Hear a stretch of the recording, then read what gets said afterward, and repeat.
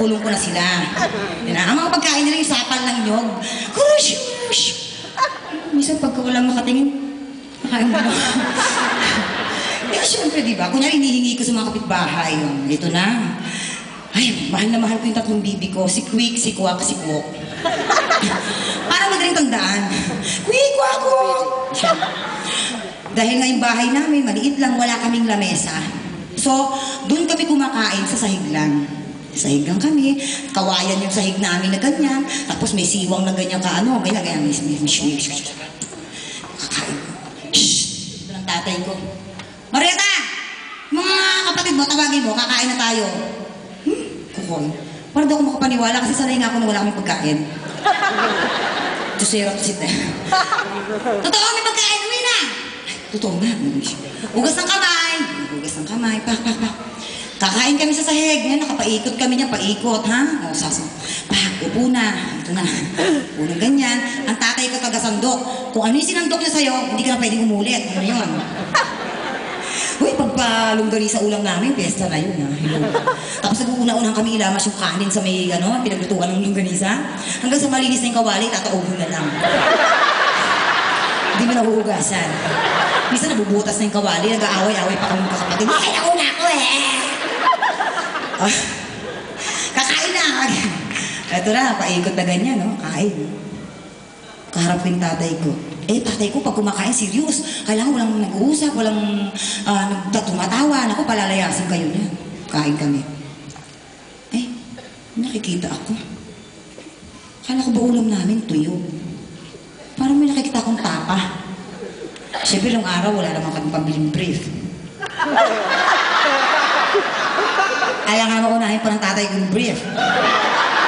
Siyempre, unahin niya yung bigas, di ba?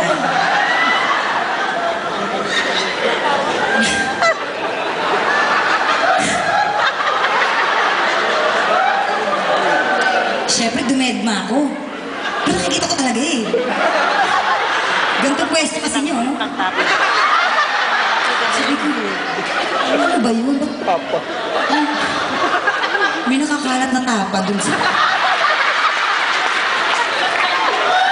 Siyempre, dead na ako, di ba? Ayokong kasi makapagalitan ako. Kasi pang-siyam, 12 kami magkakapatid eh, pang-siyam ako. Etong tarantadong pang-10, nakita rin pala niya. Kung di ba naman si Raulo, ginanto pa ako. Eh, syempre, nagkatawanan kami ngayon, di ba? Nagkatawanan kami. Kain. Naku, ang tatay ko, bigla ba namang nagmura, sabi. Puh! Ang taas talaga, ang taas ng talon niya, te. Diyos, kaya pala, yung mga baby, puh! Ang sakit kaya. Di ba, ang tigas nun? Yung tuka. Ang tigas ng tuka, di ba? Naku, nawala ng gana tatay ko, tumayo. Naku, anong ginawa namin? Imbis na maawa kami, nagagawa kami sa kanin. Kinabukasan, eto na, te. Quick, kwak! Quick, kwak! Siguro, ikinulong na. Uwi na ako. Kakain na! Na naman, wow, pagpasok ko, ang bango. Kalderetang bibe, adobong bibe, tinulang bibe. Ayun, wala na. Kinain. Kinain ng tatay ko sa buwisit niya. Ay!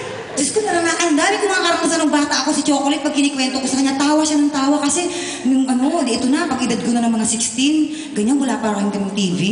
Nakikipunood ako ng TV sa kapitbahay. Panood po. Diyos ko, pagkaaway mo yung anak ng may-ari ng TV, sasaraduhan ko ng bintana. Aray ko, di ba, minsan makikipanood kami. Paglabas mo ng bahay, yung sinelas, yung tababa to sa bubo. Wala ka ng sinelas. Ito. Tandaan nyo, makakabili kami ng TV. Kaya, ang naging solusyon ko, Japan. Sagot sa kahirapan. Nag-Japan ako. Sa edad na 17 years old. Yes, nag-practice ako ng Japan. Kala nyo yung mga kapatid ko umuwi. Laging yung kamay, hiniipitan nyo ng saraduhan nyo ng bintana. Teka lang, practice Japan. 7, 8, TV. Lamesa. TV. lamesa. Eto na. Dumating ang araw ng aking pag-alis. Marieta, yung manager ko, impact kayo, nilakas ko man. Hindi naman siya napapagod. Marieta, 3 days from now, aalis ka na, nandyan ang visa mo. Hindi ako marunong mag-Japanese pa, anong gagawin ko? Wala tayong magagawa, wala ka nang tayong mag-aral, aalis ka na. Paano ba yan? Ano sasabihin ko sa immigration? Problema mo na yun. O siya, sige, magano ka na dyan, ha? Ako, narinig ako ng veterana, si Jennifer. Anong problema mo, Marieta? Kasi 3 days from now, aalis na raw ako, magja-Japan na ako. Anong gagawin ko ngayon? Hindi pa ako marunong mag-Japanese. Gaga, ganito gawin mo. Pagdating mo sa immigration, wag na wag kang magtatagalog. English. Bakit? Kasi yung mga Hapon na yan, takot yan sa magagaling mag-English. Pag puro English ka na, hindi ka nakakausapin yan.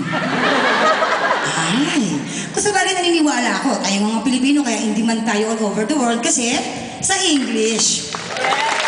Diba? Yun ang talagang kalamangan natin. Yung mga bata nga sa atin sa Pilipinas, yung mga 4, 5 years old, naglalaro sa kalsada. May naliligaw na foreigner. Excuse me, boy, where's EDSA? There! Nasaan sila? Nasa Romblon. At least naintindihan ng bata. Diba? Diyos ko, eto na. Dumating na yung araw ng pagdating ko sa Japan. Siyempre, Japan Airlines siya. Tung tung tung. Kachira wa narita ko desu. Tagay mo naman to ka na demonyo ka. Baba na ako ng Diyos ko, tatanga-tanga, gagano. Siyempre, ang ganda ng Narita Airport. Laki! Ito na, immigration. Pak. Ugali ng Pilipino, aminin ninyo, pipili ng mukhang mabait. At doon pipila, di ba? Ay, dito ako. Ay, mukhang masungit, dito.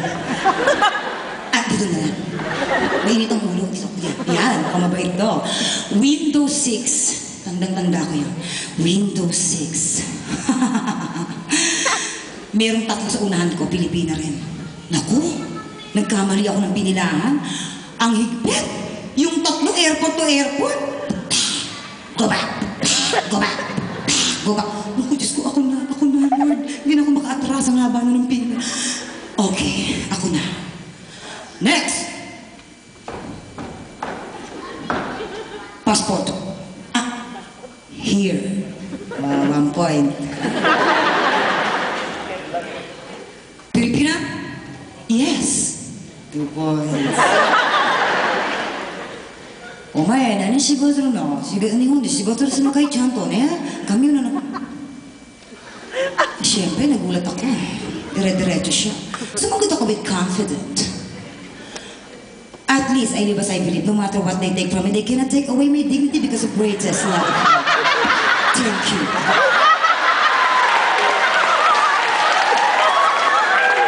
Diyos ko, yung palang Pilipinas sa likod ko, hindi rin marunong magnihongo, ginaya yung style ko, pero namatay siya.